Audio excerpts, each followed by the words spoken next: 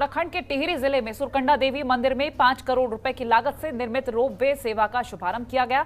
आपको बता दें कि मुख्यमंत्री पुष्कर सिंह धामी ने टिहरी पहुंचकर सुरकंडा देवी मंदिर रोपवे का उद्घाटन किया है और इस मौके पर उनके साथ सतपाल महाराज, गणेश जोशी मौजूद रहे। इस मौके पर सीएम धामी ने कहा कि इस रोपवे से श्रद्धालुओं को सुविधा होगी और जो बीमार असमर्थ हैं वो अब आसानी से दर्शन कर पाएंगे। साथ ही उन्होंने कहा कि पहले 2 घंटे का समय लगता था, लेकिन रोपवे से अब लोग आसानी से सफर कर पाएंगे।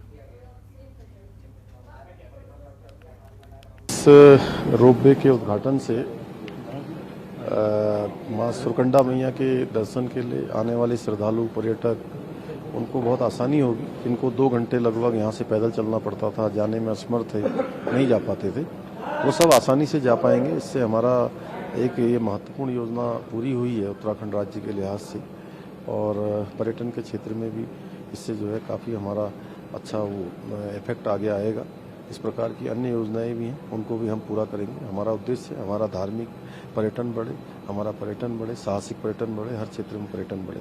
जो वृद्ध हैं या शरीर से कमज़ोर हैं, जिनको चढ़ने में परेशानी होती थी, 2 घंटे का समय लगता था, अब 5 से 10 मिनट में वो यात्रा पूरी कर पाएंगे, दर्शन पूरे कर पाएंगे। दिल्ली में मुख्यमंत्री पुष्कर सिंह धामी ने असम के मुख्यमंत्री हेमंत बिस्वा शर्मा से मुलाकात की और इस मौके पर दोनों मुख्यमंत्रियों ने राज्यों से संबंधित विभिन्न विषयों पर विस्तृत चर्चा की और इस मुलाकात को लेकर सीएम धामी ने खुद ट्वीट कर जानकारी दी है और बताया है कि इस मुलाकात में दोनों राज्यों के विषयों पर चर्चा की गई है।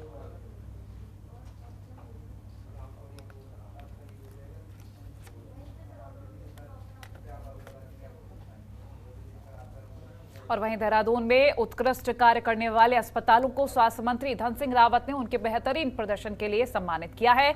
दरअसल हर साल की भांति इस बार भी सरकार की ओर से आयोजित कायाकल्प सम्मान के तहत रुद्रप्रयाग और अल्मोड़ा के साथ ही बीडी पांडे नैनीताल अस्पताल को भी सम्मानित किया गया। इस बार सम्मान राशि के रूप में जिला अस्पतालों को 25-25 लाख रुपए की पुरस्कार राशि दी गई है, जिससे अस्पतालों का कायाकल्प और भी बेहतर तरीके से हो सके।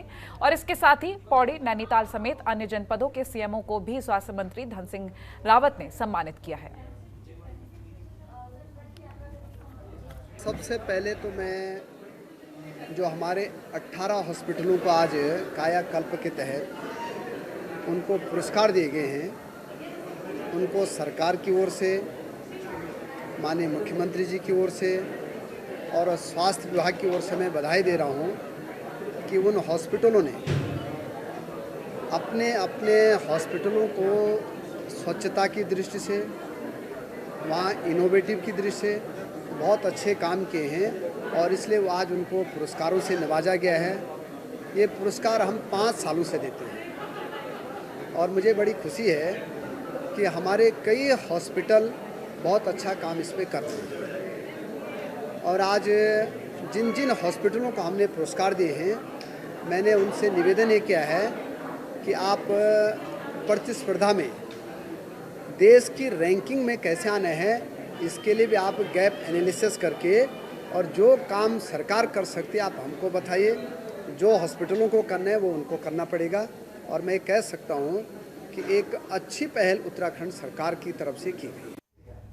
बद्रीनाथ, केदारनाथ, गंगोत्री और यमुनोत्री धाम में प्रदेश सरकार ने क्षमता के अनुसार प्रतिदिन दर्शन के लिए श्रद्धालुओं की संख्या तय कर दी है और इस संबंध में शासन ने आदेश भी जारी किया है। ये व्यवस्था यात्रा सीजन के पहले 45 दिनों के लिए बनाई गई है। बता दें कि कोविड महामारी के 2 साल बाद चारधाम यात्रा को लेकर लोगों में भारी उत्साह है और इस बार काफी बड़ी संख्या में यात्रियों के चारधाम आने की संभावना है। 3 मई से अक्षय तृतीया के दिन गंगोत्री और यमुनोत्री धाम के कपाट खुलने के साथ ही चारधाम यात्रा शुरू होगी, जबकि केदारनाथ के कपाट 6 मई और बद्रीनाथ के 8 मई को कपाट खुलेंगे।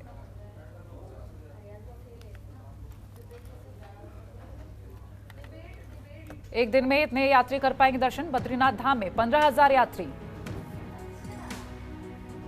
केदारनाथ धाम में 12,000 यात्री, गंगोत्री धाम में 7,000 यात्री, यमुनोत्री धाम में 4,000 यात्री और वहीं उत्तराखंड में चंपावत उपचुनाव के लिए कांग्रेस के सामने बड़ी चुनौती है। बता दें कि कांग्रेस ने अब तक सीएम पुष्कर सिंह धामी के खिलाफ उपचुनाव के लिए प्रत्याशी नहीं उतारा है। इसको लेकर पार्टी ने 3 विधायकों भुवन कापड़ी, मनोज तिवारी और खुशहाल सिंह को प्रत्याशी का चयन करने का निर्देश दिया है, लेकिन अभी तक चंपावत उपचुनाव के लिए कांग्रेस के प्रत्याशी के फेस पर सस्पेंस बरकरार है।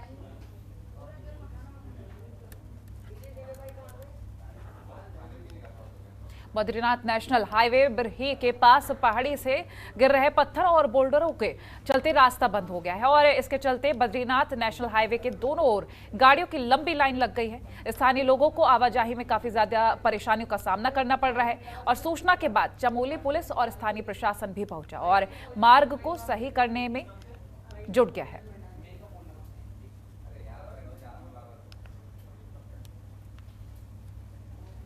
उत्तराखंड में 3 मई से 4 धाम यात्रा शुरू होने वाली है, जिसकी तैयारियां लगभग पूरी हो चुकी है। वहीं उत्तराखंड सरकार ने तीर्थ यात्रियों को राहत देते हुए ऐलान किया है कि यात्रियों को कोविड सर्टिफिकेट अनिवार्यता नहीं होगी। साथ ही आने वाले यात्रियों को कोविड टेस्ट के लिए बॉर्डर पर नहीं रोका जाएगा। हालांकि 4 धाम यात्रा के लिए पर्यटन विभाग के पोर्टल पर पंजीकरण करना अनिवार्य होगा। सरकार के इस फैसले से कैबिनेट मंत्री रेखा आर्य ने मुख्यमंत्री पुष्कर सिंह धामी का आभार जताया। उन्होंने कहा कि सरकार के इस फैसले का स्वागत करती हूं। साथ ही उन्होंने कहा कि इससे प्रदेश में यात्रियों की संख्या बढ़ेगी, वहीं स्थानीय लोगों को भी रोजगार के आयाम मिलेंगे।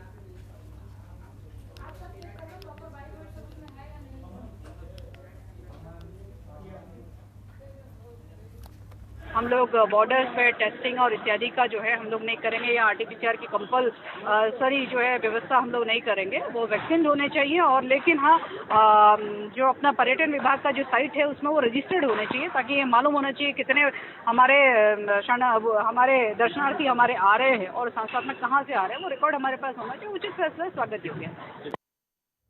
और उत्तराखंड में मौसम ने फिर करवट ली है। आपको बता दें कि पहाड़ के कई हिस्सों में मौसम का मिजाज बदला है। चमोली जिले में बद्रीनाथ हेमकुंड साहिब के साथ ही जोशीमठ में बारिश ने राहत दी है। वहीं मौसम विभाग ने अलर्ट जारी किया है। मौसम विभाग ने पहाड़ी क्षेत्रों में ओलावृष्टि, आंधी और बारिश की चेतावनी दी है।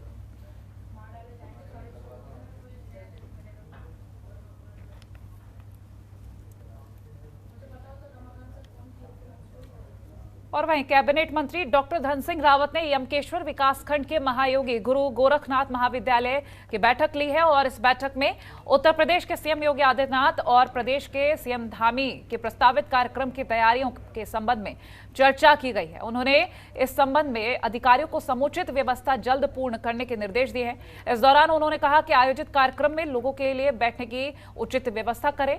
उन्होंने महाविद्यालय की छात्राओं से मुलाकात कर पठन पाठन की जानकारी ली। बैठक के बाद धन सिंह रावत उत्तर प्रदेश के मुख्यमंत्री योगी भी पैतृक गांव पहुंच और फिलहाल व्यवस्थाओं को बेहतर बनाने के निर्देश दिए गए। इस दौरान यूपी के सीएम योगी आदित्यनाथ के आगमन को लेकर ये तमाम तैयारियां की जा रही हैं। उनके पैतृक गांव पंचुर भी पहुंचे थे, जहां व्यवस्थाएं चुस्त दुरुस्त करने के निर्देश दिए गए हैं।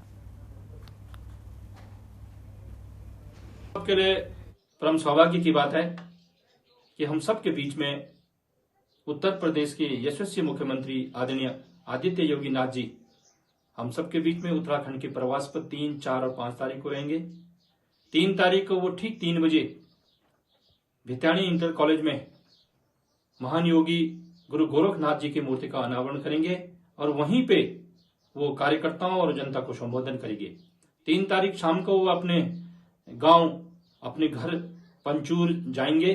वहां पे अपनी माता, अपने परिवार के लोगों के साथ बैठकर माता जी का आशीर्वाद लेंगे और वहां के लोगों के साथ 4 तारीख को दिन भर लोगों के साथ बैठकर वहां की गपशप मारेंगे और वहां के लोगों की जानकारियां लेंगे और 5 तारीख को वो हरिद्वार में रहेंगे। हमने जनपद पौड़ी की ओर से हम सब लोगों ने माननीय डॉक्टर धन सिंह रावत जी के सानिध्य में एक योजना बैठक की, जिस योजना बैठक में जिले की ओर से जिलाधिकारी, प्रशासन की ओर से जिलाधिकारी और पुलिस अधीक्षक मौजूद रहे और तमाम जो उस मंडल के कार्यकर्ता थे और तमाम अधिकारी, लगभग उसमें सबको काम सौंपा गया है। युवा हिंदू सम्राट परम श्रद्धेय आदरणीय योगी आदित्यनाथ उत्तर प्रदेश के यशस्वी मुख्यमंत्री अपने मूल गांव यमकेश्वर के पंचूर पधार रहे हैं।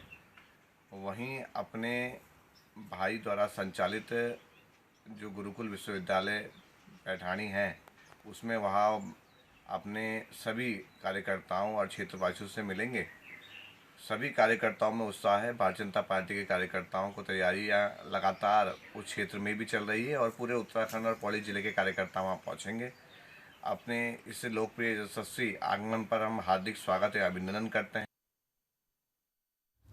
और अल्मोड़ा में सल्ट विधायक महेश जीना ने ग्रामीणों को बड़ी सौगात दी है। ग्रामीणों ने महेश जीना का पहुंचने पर उनका फूल माला पहनाकर जोरदार स्वागत किया। आपको बता दें कि महेश जीना ने डोट्याल मोटर का भूमि पूजन कर शिलान्यास किया। इस मौके पर महेश जीना ने ग्रामीणों की समस्या सुनी और कई समस्या का मौके पर निस्तारण किया है। साथ ही उन्होंने कहा कि सल्ट विधानसभा के हर गांव तक सड़क पहुंचाना मेरी प्राथमिकता रहेगी। उन्होंने कहा कि सल्ट विधानसभा के आदर्श विधानसभा बनाने का मेरा लक्ष्य है और ग्रामीणों का कहना है कि इस मोटर बनने से काफी लाभ मिलेगा और विधायक और सीएम धामी का आभार भी जताया है।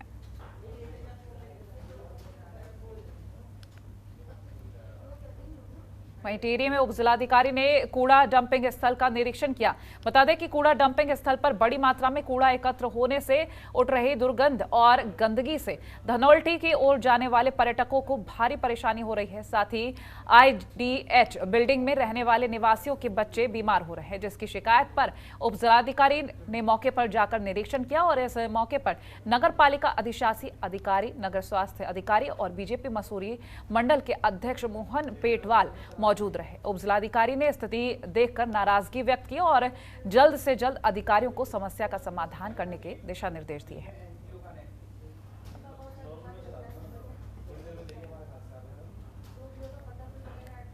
पौड़ी गढ़वाल के कालागढ़ थाना परिसर में शांति समिति की बैठक आयोजित की गई है। इस बैठक में ईद उल फितर का त्योहार शांतिपूर्वक ढंग से संपन्न कराने का संकल्प लिया गया। इस मौके पर थानाध्यक्ष उमेश कुमार ने बैठक में भाईचारा और सांप्रदायिक प्रेम कायम रखने का आह्वान किया है। वहीं अधिकारियों को ईद की नमाज शांतिपूर्वक ढंग से संपन्न करने की हिदायत दी है। साथ ही उन्होंने शांति भंग करने का प्रयास करने वाले शरारती तत्वों के विरुद्ध कड़ी कार्रवाई करने की भी चेतावनी दी है और पुलिस प्रशासन ने बैठक में मौजूद सामाजिक और राजनीतिक कार्यकर्ताओं से विभिन्न मुद्दों पर चर्चा की। साथ ही समस्याओं के समाधान के लिए सुझाव भी मांगे हैं।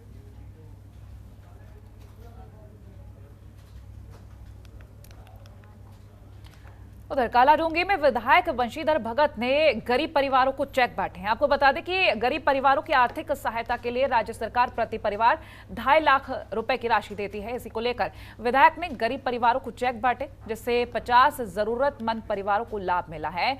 इस मौके पर बंशीधर भगत ने कहा कि राज्य सरकार की योजना के तहत चेक के जरिए 50 जरूरतमंदों को राशि वितरित की गई। वहीं इस मौके पर SDM रेखा कोहली, तहसीलदार और अन्य स्टाफ मौजूद रहा। उत्तराखंड सरकार जो बेसहारा हैं, बेरोजगार हैं, बीमार हो गए हैं या कोई कारण से आर्थिक कमजोरी है, उनको जो मदद संभव होती है वो देती है। इसी क्रम में यहाँ आज 50 लोगों को ये चेक आए हैं, जिनका वितरण हुआ है। 14-15 का वितरण हो गया है। बाकी अभी जैसे जैसे लोग आएंगे उनको दिए जाएंगे, ताकि इससे वो अपनी भरण पोषण कर सकें, अपना इलाज करना है तो इलाज कर सकें। जन कल्याणकारी योजना है, उसका लाभ लोगों को मिलेगा। हरिद्वार में जिलाधिकारी विनय शंकर पांडे ने वनाग्नि की घटनाओं को लेकर बैठक ली है। आपको बता दें कि वनाग्नि की घटनाओं पर प्रभावी रोकथाम के लिए गठित जिला स्तरीय समिति की बैठक हुई, जिसमें जिलाधिकारी ने वन विभाग के अधिकारियों से वन विभाग में वनाग्नि की घटनाओं, अति संवेदनशील क्षेत्र, संवेदनशील वन क्षेत्र की विस्तृत जानकारी ली है। साथ ही उन्होंने अधिकारियों को जरूरी दिशा निर्देश भी दिए हैं।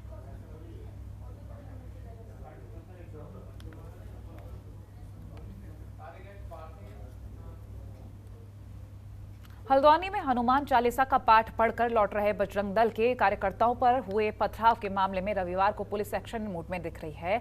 मामले में पुलिस ने सीसीटीवी फुटेज के आधार पर 10 अज्ञात लोगों को हिरासत में ले लिया है। पुलिस ने बताया कि हनुमान चालीसा पाठ कर घर लौट रहे युवक हनुमानगढ़ी के पास गन्ने का जूस पीने के लिए रुक गए थे। तभी वहां करीब 6 से 7 बाइकों से बड़ी संख्या में समुदाय विशेष के लोग पहुंचे और बजरंग दल के कार्यकर्ताओं पर हमला कर दिया। देखिए, कल जानकारी मिली थी कि शाम को 7:30 बजे लगभग 50 से 60 लोगों का एक झुंड कुछ हनुमान भक्तों को और जिन्होंने भगवा धारण किया था उनके ऊपर उन्होंने हमला किया। धारदार हथियार से लेकर पत्थर इत्यादि सभी से उनके द्वारा हमला किया गया। और स्थानीय निवासियों का ये कहना है कि इतनी पत्थर की बरसात हमने कभी देखी भी नहीं। तो शीशमहल के क्षेत्र के लोगों को बड़ी पीड़ा है कि इस तरह का अराजक तत्व और एक समुदाय विशेष के कुछ लोगों के द्वारा ये काम किया गया। और इस संबंध में सभी लोग कल थाने गए थे। थाने जाके हम लोगों ने पुलिस प्रशासन को आगाह किया कि इस तरह की घटना बिल्कुल भी बर्दाश्त नहीं की जाएगी। कल रात को शीशमहल जो काठगोदाम थाना क्षेत्र के अंतर्गत है, वहाँ पे ये सूचना आई कि कुछ लोगों ने पथराव किया है। हनुमान चालीसा पाठ करने के बाद कुछ लोग बाहर निकल रहे थे तो आपस में कुछ तकरार हुई है। इनमें पथराव की बात जब सामने आई तो पुलिस मौके पे पहुंची है और उसके बाद तमाम सारे लोग जो हिंदू संगठनों के थे वो थाने पे आए, उनके द्वारा तहरीर दी गई है। उस तहरीर पे एफआईआर कायम की गई है और इस प्रकरण की जांच शुरू कर दी गई है। इसमें अभी तक 10 लोग गिरफ्तार किए जा चुके हैं। अन्य लोगों को चिन्हित किया जा रहा है। इसमें आज इस जगह पे जो संगठनों के लोग हैं वो आए थे और उनके द्वारा ये मांग की गई है कि जो बाकी लोग हैं उनको भी गिरफ्तार करें, उनके खिलाफ कड़ी कार्रवाई करें। उत्तराखंड का वीर सपूत देश की सेवा करते हुए शहीद हो गया है। बता दें कि श्रीनगर लेह हाईवे पर अपना फर्ज निभाते हुए चमोली के कांडे गांव का निवासी वीर सपूत बाघ सिंह शहीद हो गया है। बाघ सिंह की खबर सुनकर क्षेत्रवासियों में शोक की लहर है। वहीं मुख्यमंत्री पुष्कर सिंह धामी ने जवान के शहीद होने पर नमन किया है और ट्वीट कर लिखा है कि राष्ट्र रक्षा में अपना सर्वस्व न्यौछावर करने वाले वीर शहीद को शत शत नमन। उनका ये बलिदान सदैव हमारी स्मृतियों में जीवंत रहेगा।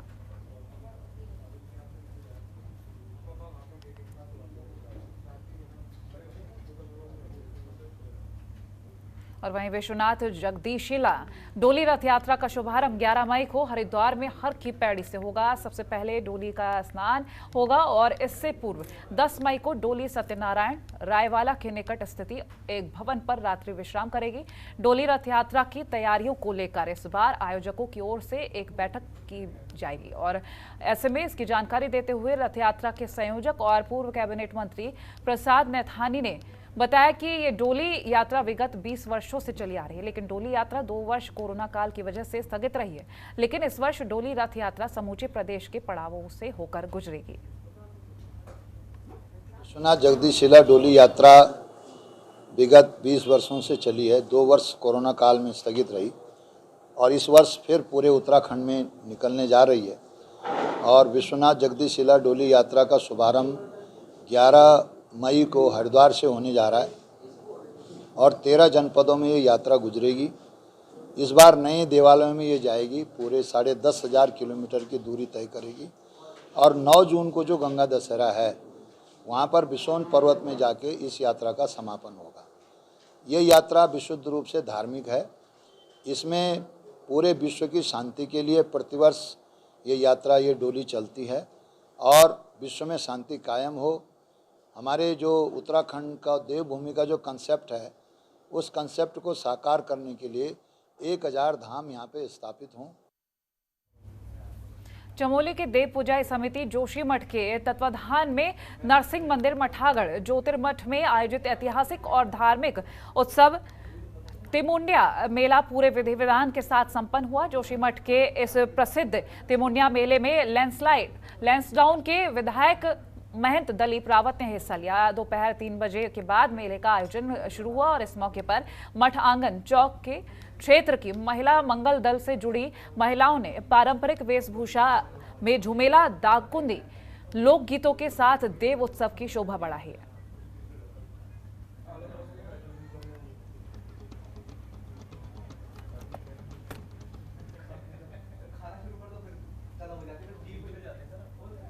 दुनिया के सबसे बड़े श्रीयंत्र के लिए प्रसिद्ध अल्मोड़ा के डोल आश्रम में आगामी मंगलवार यानी कि अक्षय तृतीया से भव्य पूजा पाठ अनुष्ठान का आयोजन होने जा रहा है। इस आयोजन को सफल बनाने के लिए काशी, मथुरा समेत देश के नामचीन सिद्ध पीठों के साधु संत और प्रकांड विद्वान हिस्सा लेंगे और ये कार्यक्रम आगामी 16 मई तक चलेंगे। डोल आश्रम के संस्थापक कल्याणी महाराज ने बताया कि अक्षय तृतीया से पूर्णिमा तक मां राजराजेश्वरी की विशेष पूजा और अभिषेक का आयोजन किया जाएगा, जिसको काशी के प्रकांड विद्वान करेंगे। इसके अलावा आगामी 13 मई से 16 मई तक कुमाऊं की संस्कृति से लबरेज विभिन्न धार्मिक कार्यक्रमों का आयोजन भी किया जाएगा।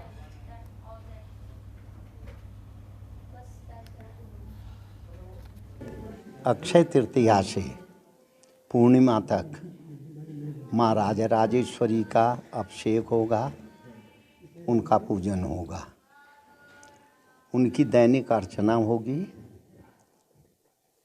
और जो है हवन तो दैनिक यहाँ चलता है, पर काशी के विद्वान लोग आएंगे और रुद्राभिषेक माँ का वैदिक रीति से शाक्त मत को सम्मिलित करते हुए माँ का अभिषेक भी होगा और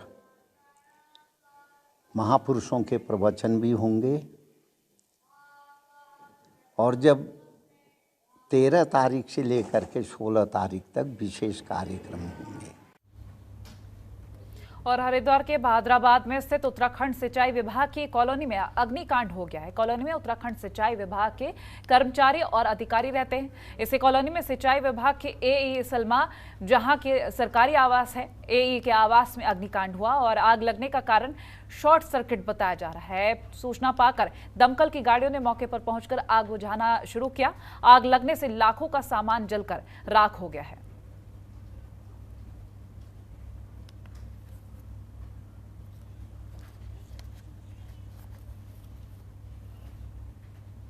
हरिद्वार के रानीपुर में दो समुदायों के बीच सांप्रदायिक दंगा भड़काने की कोशिश करने वाले के खिलाफ पुलिस सख्त नजर आई है। बता दें, पुलिस ने मुकदमा दर्ज कर मामले की छानबीन शुरू कर दी है। आपको बता दें कि गांव के ही एक सामाजिक व्यक्ति के नाम से गांव में सालों पुरानी दरगाह मजार को हटाने को लेकर फर्जी प्रार्थना पत्र सोशल मीडिया पर पुलिस महानिरीक्षक के नाम टाइप कर वायरल किया गया।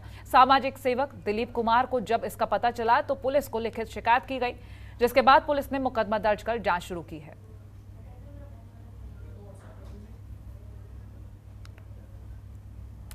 के अंदर एक मारूफ सलमानी नाम का लड़का है जिसने फेसबुक पर एक पोस्ट डाली है एक मजार को लेकर, गलत टिप्पणी की है और उसमें अंत में मेरा नाम लिख दिया है। तो मैंने इसकी शिकायत तत्काल एसएसपी हरिद्वार, डीएम साहब हरिद्वार और थाना प्रभारी को की। उन्होंने इस पर तत्काल उचित कार्रवाई करते हुए उस लड़के को पुलिस चौकी में लिया और माननीय थानाध्यक्ष ने तुरंत उस पर मुकदमा दर्ज कराया उचित धाराओं में और आज उस पर कानूनी कार्रवाई की गई। मैं धन्यवाद करता हूं अपने पुलिस व्यवस्था की, जनपद हरिद्वार की, स्पेशल थाना अध्यक्ष बीएचएल, जिन्होंने अपने कानून व्यवस्था में बिल्कुल सही तरीके से जो है इसका न्याय किया। और वहीं बाजपुर में गांव पिपलिया में हुए गोलीकांड में आरोपियों की धरपकड़ के लिए पुलिस प्रशासन पूरी तरह अलर्ट दिखाई दे रहा है। बता दें कि बीते दिनों बाजपुर के पिपलिया में हुई फायरिंग मामले में घटना के मुख्य आरोपी समेत 7 लोग पुलिस की गिरफ्त से फरार चल रहे हैं, जिसको लेकर पुलिस लगातार आरोपियों की तलाश के लिए दबिश दे रही है। इस दौरान एसएसपी मंजूनाथ टीसी ने बताया कि पुलिस लगातार आरोपियों के संपर्क में आने वाले लोगों से पूछताछ कर रही है। साथ ही उन्होंने कहा कि पुलिस लगातार दबिश दे रही है और जल्द ही आरोपियों को गिरफ्तार कर लिया जाएगा। खबरों के निष्पक्ष विश्लेषण के लिए सब्सक्राइब करें Jantantra TV and press the bell icon. Never miss any update.